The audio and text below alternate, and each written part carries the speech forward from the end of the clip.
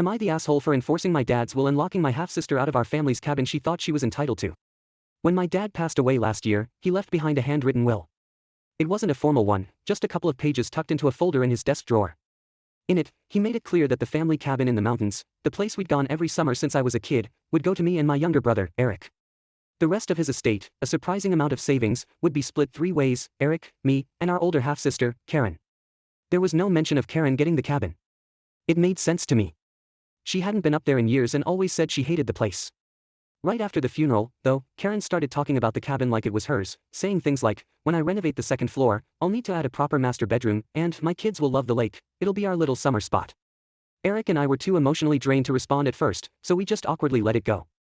But then, a week after we buried Dad, Karen called me and straight up said, so, when do I get the keys to my cabin? Your cabin? I said, confused. I'm the oldest, she snapped. Dad probably just forgot to update his will. I'm entitled to that house.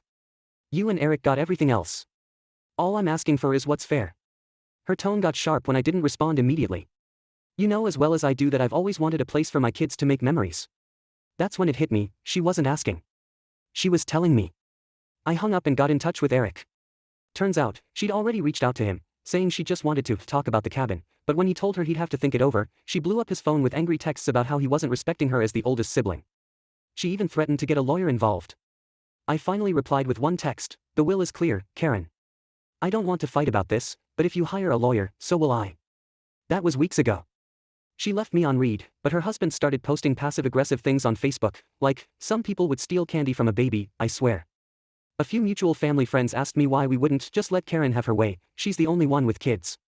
I kept my responses short, Dad wanted it this way. Fast forward to last Thursday, when Eric texted me a photo of a Facebook post that made my heart race. Karen had shared the cabin address, claiming it was her family's new vacation retreat.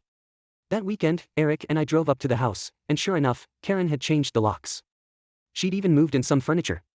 We didn't confront her right away. Instead, Eric stopped by the local hardware store, and we bought new locks. On our way back, I ran into old Mr. Dolan, Dad's neighbor up there, and casually mentioned what was going on.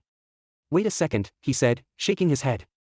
Your dad told me you kids were on the deed last spring. Thought you already knew. Turns out, Dad had added Eric and me to the cabin's deed months before he passed. I sent Karen a photo of the documents alongside the new key code and said, you have 24 hours to move your stuff out. The police will see this deed if you don't. She flipped out, leaving me voicemails about how I was destroying our family, but by the time we came back, her furniture was gone. She hasn't spoken to me since, and I won't lie, it sucks. But Dad's wishes were clear, and I don't regret standing my ground. The cabin still feels like home, even without the family drama logging into the Wi-Fi.